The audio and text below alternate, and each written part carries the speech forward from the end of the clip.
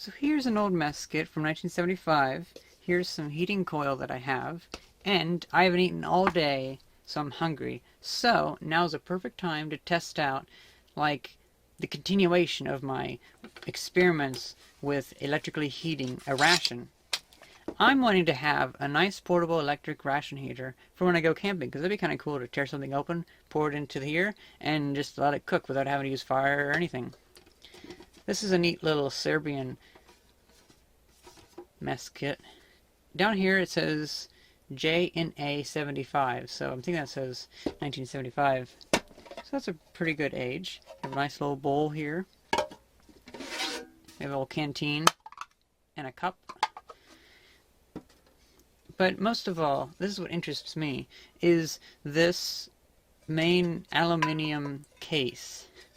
Which aluminium is a great conductor of heat, so I could take one strand of wire and I could do something like wrap it around here, and hopefully it would be able to heat this up really nicely so I could heat up food inside.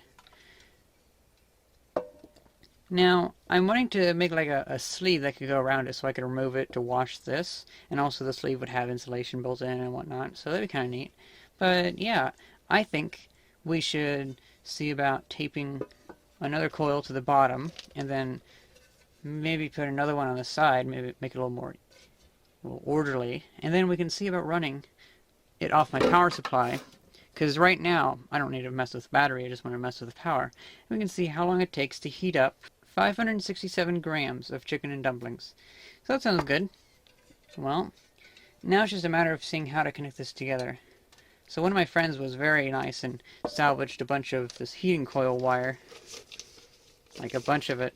So I could see about like treating it like it's kind of disposable, but I don't want to. It's really nice. So I'm thinking about just getting some thin Scotch tape and lightly tape it down so it's easier to undo.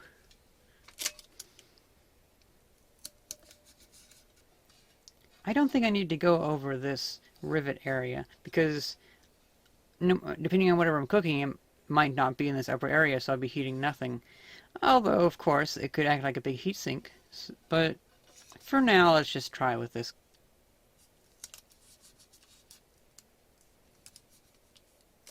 So we have it all hooked up, and I washed it out in the sink, so there's a little bit of water on it, but it's cleaner. You can see that the coils around here are actually quite dim, so they most likely are putting energy into the metal. I'm going to increase the voltage to 12 volts, so it'll be at half the power it normally should be at.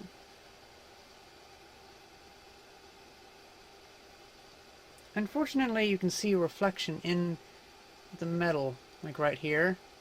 You can see the reflection of my hand. So this is not going to probably give a very good reading. Let's go up again to about 18 volts.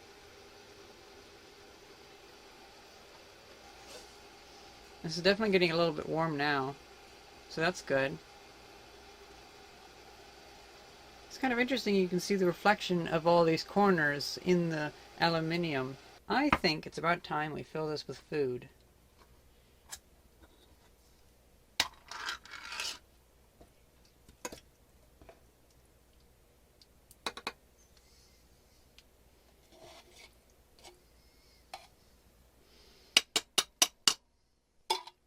So I guess I was right in not expecting it to fill up the entire thing past this. This has really dropped down in temperature.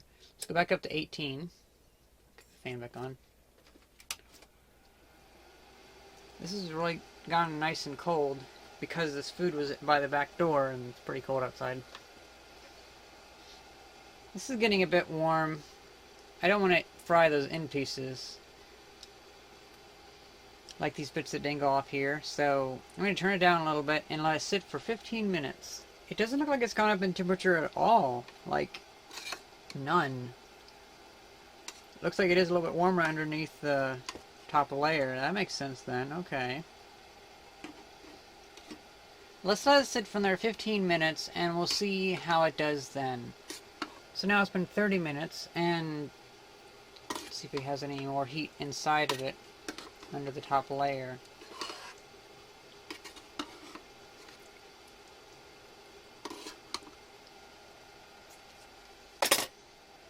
Now it's reaching about body temperature, which is still not enough, but oh well. Well, I realized before when I did this test, I had 4 of these coils. I only have 2. So that's why it takes longer. So it's probably going to take another 30 minutes to even reach what I did before. But right now we've put about, I think like 16 or so watt hours of power into here. So let's just come back in another 30 minutes and we'll see how it goes. So it's been warmed up for an hour now. We've expended, what, like 36 or so watt hours of energy into it. That's roughly the power of 4 18650 cells. So that's about the power of that we've expended into there. It's not too bad. Temperature definitely went up, but unfortunately it's about body temperature, so it's not that great. That was my fault though, because so there's no insulation around this. Before, with my previous test, I had an insulation around that, and well, I didn't have it on a reusable container, so that's really the big new thing for this test, is that I'm not reheating a thermostabilized pouch or whatever it's called. I'm heating up a reusable tin. Now, the main issue is I used 2 spools, or 2 lengths of this wire. Whenever last time I did it, I used 4, I think. So, I'm probably going to see about next time doing a test with 4 or more, and doing some insulation. Then hopefully eventually I can make like a cloth sleeve that can go around here that'll have these sewn into them. It can be taken off so I can wash this without having any issues and whatnot. I think that'd be pretty cool. Pretty happy with that. Gonna try it.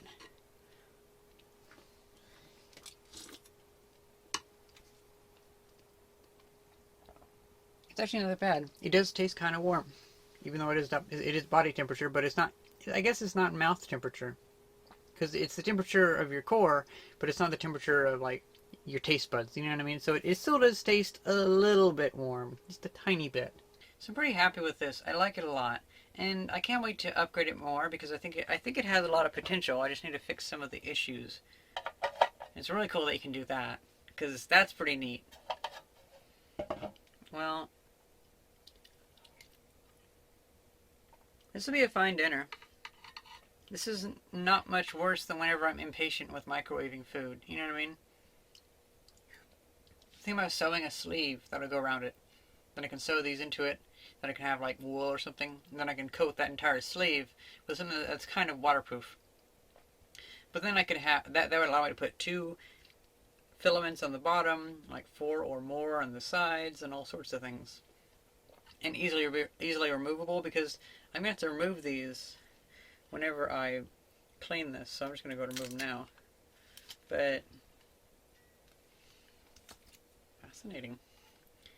It's not the easiest cleanup procedure. Still, this is far better than just heating up a pouch. I really like this. It's a lot less wasteful. If I can get this to where I can just put in like store-bought food like that and heat it up, then that'd be wonderful, because then I could go for hikes. Just bring this, because what I want to do is I want to have it to where I maybe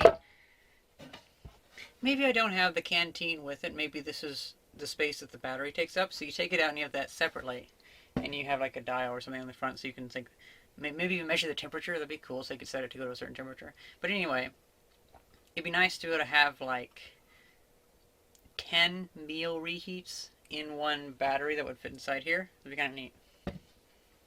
Well, that's pretty much it. I hope you guys enjoyed this video, and thank you very much for watching. See ya!